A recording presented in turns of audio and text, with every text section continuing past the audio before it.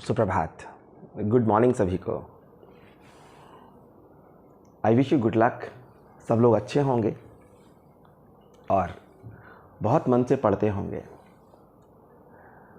सभी बच्चों को एक बात कहना चाहता हूँ, टारगेट सेट करो। सुबह उठते ही पढ़ाई के टारगेट सेट करो कि मुझे आज इतने क्वेश्चन करके ही सोना है। जो होमवर्क दिया है उसे पूरा करके सोना है। आज मैं एक ऐसे बच्चे की कहानी आपको सुनाने जा रहा हूँ कि सुनने के बाद आपका भी गला भर सकता है। बाहर बारिश हो रही है, रिमझिम बूंदें बरस रही हैं। टीचर क्लास में पढ़ा रही है। अचानक टीचर के मन में एक प्रश्न आया और उसने पूरी क्लास से पूछा, अगर तुम लोगों को 100 रुपए मिल जाएं, अगर तुम लोगों को 100 रुपये, हर बच्चे को 100 रुपये मिल जाएं, तो तुम क्या करोगे? प्रश्न सुनते ही सब बच्चों का ध्यान मैडम की तरफ चला गया। एक बच्चा बोला, मैडम मैं बहुत दिन से इंतज़ार कर रहा हूँ, मैं अपने लिए बैट लेके आऊँगा, क्रिकेट का बैट लेके आऊँगा। दूसरे बच्चे ने कहा, मैडम मैं बहुत दिन से वेट कर रहा हूँ, मैं अपने लिए फ़ुटबॉल लेके आऊँगा।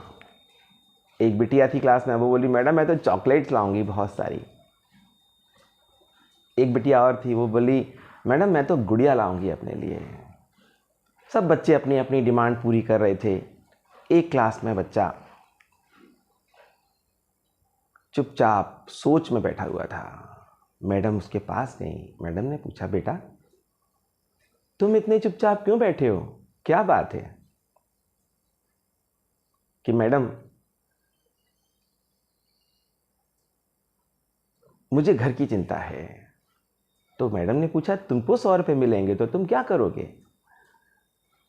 उसने कहा कि मैं अपनी माता के लिए चश्मा लेके आऊँगा।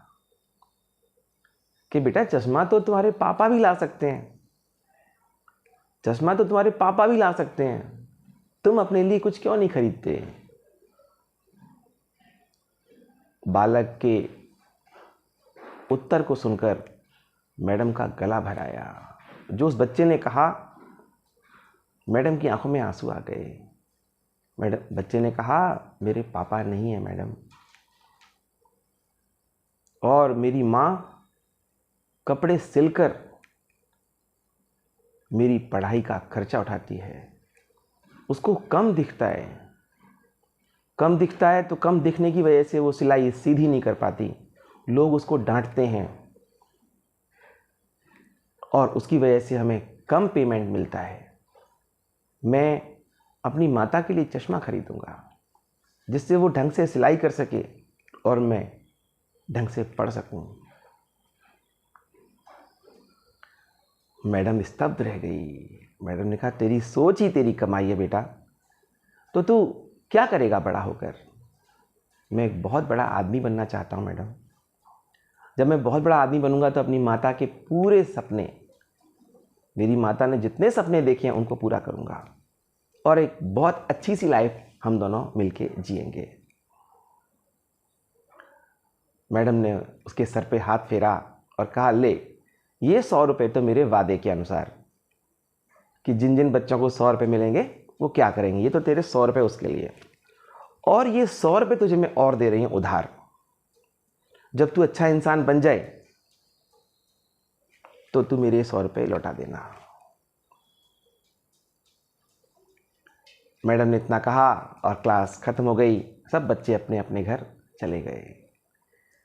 सही 20 साल के बाद स्कूल में एक आयोजन चल रहा था। बहुत भीड़ थी, कोई फंक्शन था स्कूल का। अचानक से एक लाल बत्ती वाली गाड़ी रुकी।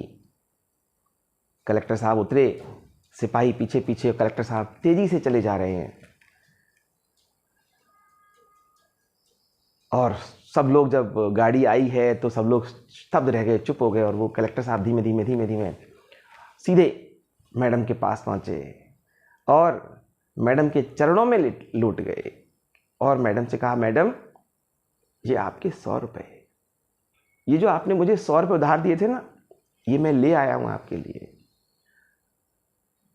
मैडम ने उसको गले उठाया और अपने गले लगा लिया, कस के पकड़ लिया। वो बालक कलेक्टर बना। उसकी माता ने बहुत मेहनत की, बच्चे ने भी जी तोड़ मेहनत की। वो जो 20 साल थे, 20 साल में उसने एक भी दिन अपना वेस्ट नहीं किया। बच्चों, वो बच्चा रोज पढ़ाई करता था, रोज टारगेट सेट करके पढ़ाई करता था कि मुझे आज इतने क्वेश्चन करने हैं, तो उतना ही काम करके सोता था। और उसका परिणाम ये हुआ, जब वो यूपीएससी की परीक्षा में बैठा तो पहले प्रयास में ही वो सफल हो गया। पहले प्रयास में ही वो सफल हो गया और उसने बहुत अच्छे अंक लिए और उसको उसकी मर्जी के अनुसार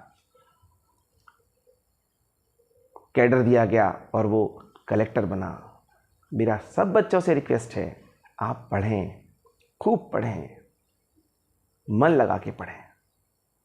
ये मोबाइल्स, टेलीविज़न देखो, मैं मना नहीं कर रहा हूँ, लिमिटेड टाइम के लिए 15 मिनट 20 मिनट, क्योंकि ये आपकी पढ़ाई में इनका कोई योगदान नहीं है, कोई योगदान नहीं है।